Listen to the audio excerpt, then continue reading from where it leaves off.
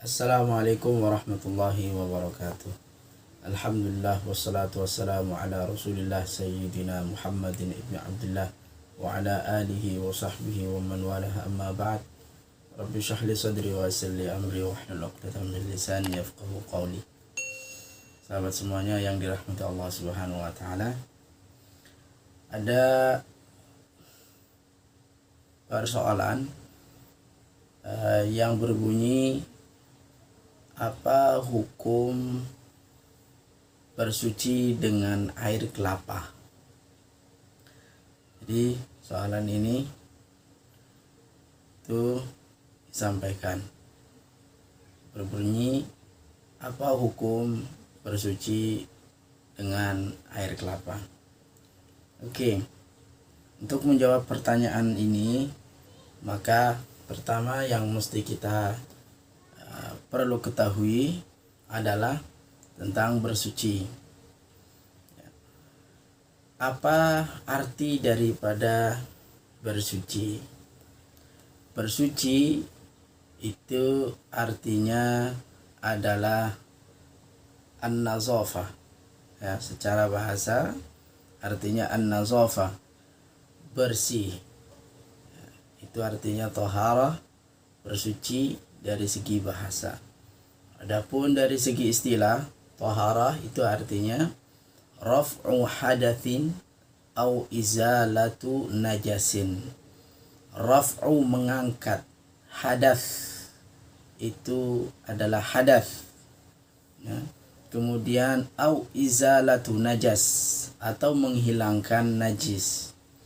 Itu arti daripada bersuci. Jadi dari pengertian istilah ini, maka bersuci itu ada dua, yaitu mengangkat hadas, yang kedua menghilangkan najis. Oke. Kemudian jika kita telah mengetahui tentang definisi daripada bersuci, lalu kemudian kita perlu mengetahui sarana yang kita pakai untuk bersuci. Oke. Allah Subhanahu wa taala berfirman, wa yunazzilu 'alaikum minas sama'i ma'an liyutahhirakum bihi. Dan Allah Subhanahu wa taala menurunkan dari langit air hujan untuk mensucikan kalian dengan air tersebut. Dari firman Allah Subhanahu wa taala ini, maka ulama sepakat bahwa dasar sarana utama dalam kita bersuci sebagai umat Islam adalah dengan air. Maka air adalah sarana utama ketika kita ingin bersuci. Baik bersuci untuk mengangkat hadas atau menghilangkan najis, maka kita gunakan dengan air.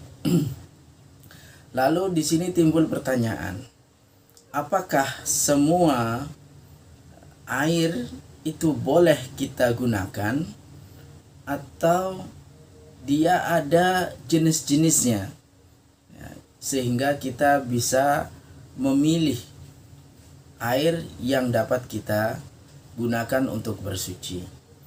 Maka disinilah ulama membagi air untuk kita bersuci menjadi 3, atau jenis air itu ada 3.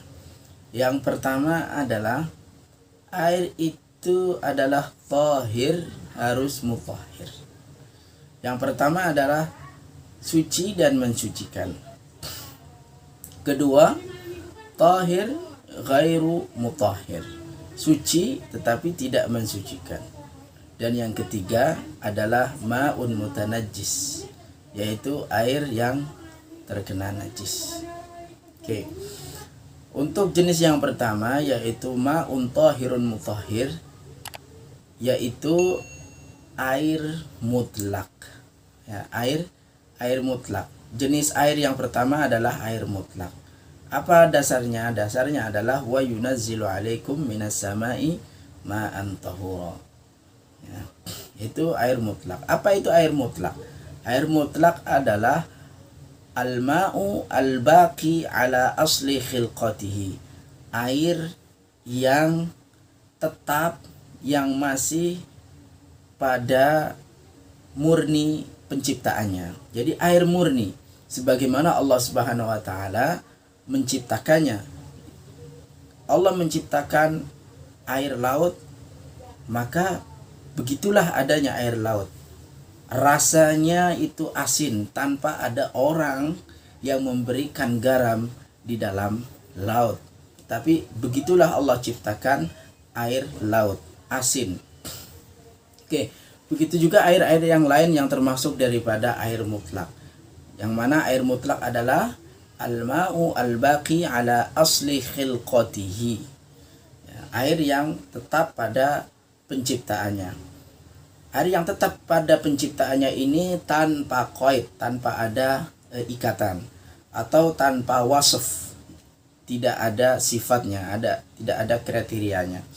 Maka tidak disebut dengan air mutlak, air jus, air kopi dan seterusnya, karena bukan air mutlak, karena ada tambahannya, karena ada campurannya. Oke. Itu jenis air yang pertama.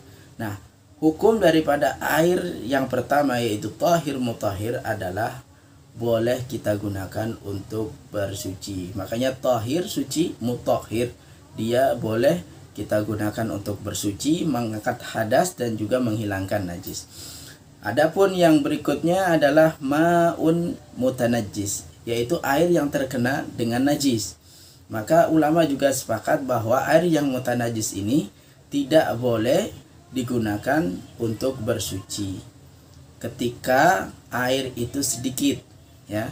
Ketika air itu sedikit terkena najis, maka tidak boleh digunakan untuk bersuci. Adapun kalau airnya banyak, ya, lebih daripada kullatain, terkena najis selama tidak merubah salah satu sifatnya, maka air tersebut boleh digunakan untuk bersuci. Itu mutanajis. Oke.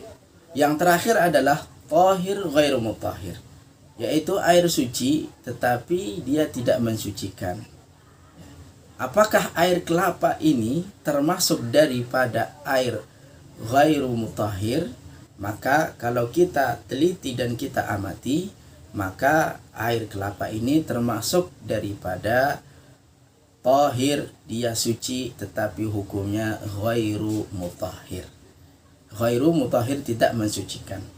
Ya, tidak mensucikan bagaimana? Nah, inilah perbedaan ulama. Perbedaan ulama dari 4 mazhab. Apa itu? Jumhur mengatakan bahwa air kelapa ini tidak bisa digunakan untuk bersuci. Baik bersuci untuk mengangkat hadas, yaitu kita gunakan untuk wudhu atau untuk mandi, itu tidak sah, tidak boleh. Ataupun kita gunakan untuk mengangkat hadas, ya, untuk mengangkat hadas, maka menghilangkan najis, ya, untuk menghilangkan najis juga tidak sah. Maka kalau kita tetap paksakan gunakan air kelapa untuk menghilangkan najis, maka menurut jumhur kotorannya, najisnya itu masih belum hilang 100% dan belum suci, ya, karena menggunakan air kelapa. Karena sifat air kelapa adalah tahir, suci, tetapi dia tidak mensucikan. Apa buktinya suci? Buktinya suci adalah dia air kelapa boleh kita minum, nah, tetapi tidak boleh kita gunakan untuk wudhu ataupun mandi dan menghilangkan kotoran atau najis. Itulah mengapa tahir mutahhir untuk air kelapa. Nah, lihat pendapat yang berikutnya yaitu dari Hanafiyah, ya, dari Hanafiyah. Mereka mengatakan bahwa air kelapa ini kalau untuk taharah hakikiyah yaitu untuk menghilangkan najis, kotoran daripada badan ataupun pakaian, itu tidak apa-apa, ya, tidak apa-apa. Nah, adapun kalau taharah hukmiyah yaitu mengangkat hadas, itu ulama sepakat, dia sama dengan ulama yang lain dari mazhab yang lain mengatakan tidak boleh menggunakan air kelapa untuk wudhu dan untuk mandi. Nah, itulah perbedaan antara ulama dalam menggunakan air kelapa untuk bersuci. Lalu apa yang mendasari para ulama ini berbeda pendapat? Nah, yang mendasari apa? Oke, kata jumhur, dalilnya adalah firman Allah, wa yunazzilu alaikum minas sama'i ma'an tahura ma'an liyutahhirakum bih. Allah turunkan air dari langit untuk kalian bersuci. Maka air di sini adalah yang dipakai untuk bersuci adalah air mutlak. Ya, air mutlak, air yang tidak ada campurannya, air yang tidak ada nisbatnya, ada qaidnya, ikatannya. Ya, tidak ada sifatnya, wasafnya, ma'ul mustakmal, dan air kelapa, air es, air jeruk, air peras itu tidak. Maka harus air mutlak menurut jumhur untuk bisa dijadikan sesucian. Oke, itu untuk bersuci. Adapun untuk menghilangkan najis, ya, menurut jumhur, mengapa harus pakai air yang mutlak adalah bahwa di sana ada seorang A'rabi, ya, datang masuk ke dalam masjid, kemudian dia kencing di dalam masjid. Lalu para sahabat ingin mencegahnya, lalu dicegah juga oleh Rasulullah sallallahu alaihi wasallam, da'uhu wa hariqu ala baulihi sajlan minal ma. Nah, biarkan saja dia kencing. Nah, nanti setelah itu siramkan pada air kencingnya tersebut 1 ember daripada air. Nah, disitulah jumhur mengatakan bahwa ketika menghilangkan najis itu juga harus menggunakan air. Airnya adalah air mutlak. Sedangkan Hanafiyah berbeda, istidlalnya berbeda.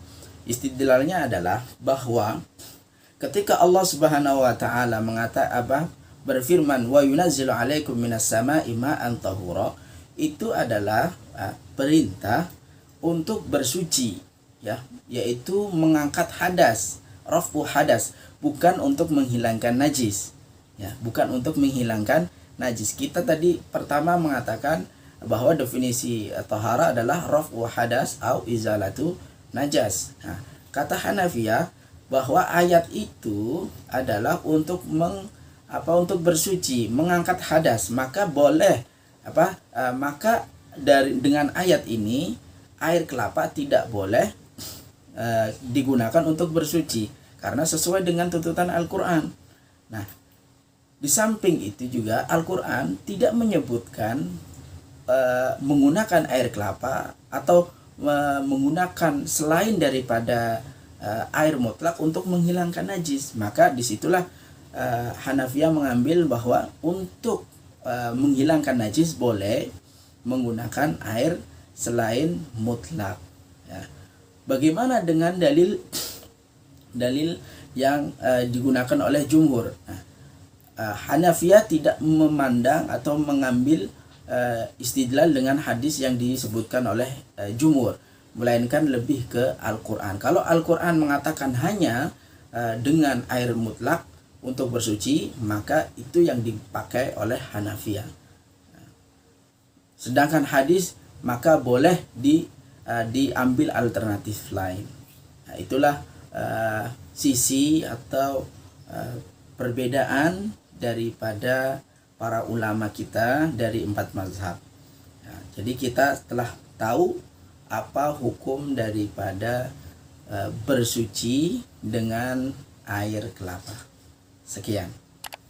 Assalamualaikum warahmatullahi wabarakatuh.